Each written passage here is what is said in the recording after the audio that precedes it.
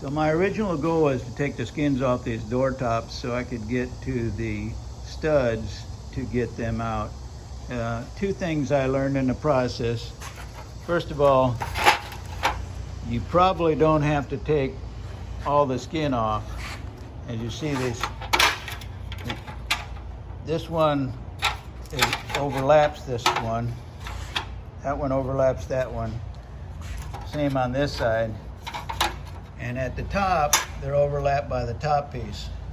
But I think you could just take loose this bottom piece and slide it out from under that lap, and you wouldn't have to take the rest of the skins off.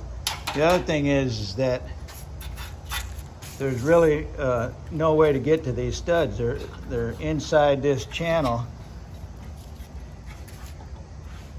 So one would have to either cut into the channel to get these studs out, or just cut them off at the base here and braze or weld on at new studs.